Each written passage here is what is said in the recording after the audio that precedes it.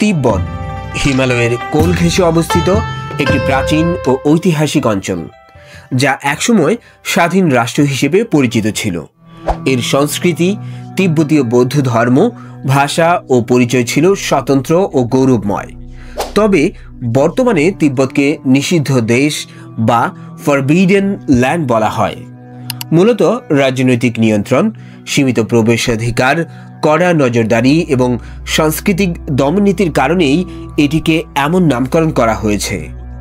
1950 সালে গণচীন তিব্বতে সেনা অভিযান চালিয়ে অঞ্চলটিকে মা চীনের অংশ বলে দাবি করে এবং পরে 1951 সালে একটি তথাকথিত শান্তিপূর্ণ মুক্তি চুক্তির মাধ্যমে তিব্বতকে আনুষ্ঠানিকভাবে চীনের একটি স্বশাসিত অঞ্চল তিব্বত অটোনোমাস রিজিয়ন হিসেবে অন্তর্ভুক্ত করা হয়।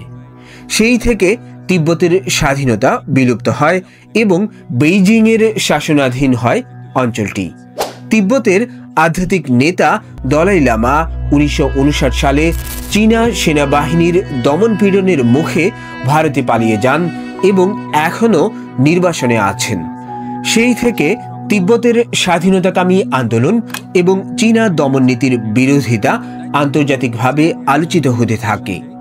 তিব্বত ভ্রমণের জন্য বিদেশি নাগরিকদের বিশেষ অনুমতি নিতে হয়, যা স্বাভাবিক চীনা ভিসার সঙ্গে যথেষ্ট আলাদা এবং অনেক বেশি সীমাবদ্ধতাপূর্ণ।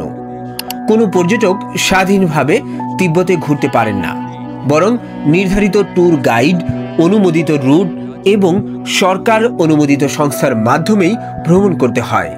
তিব্বতে সাংবাদিক, মানবাধিকার কর্মী কিংবা স্বাধীন গবেষকদের প্রবেশ প্রায় পুরোপুরি নিষিদ্ধ বা কঠোরভাবে সীমিত, বিশেষ করে যারা তিব্বতের রাজনৈতিক অবস্থা নিয়ে কাজ করতে চায়।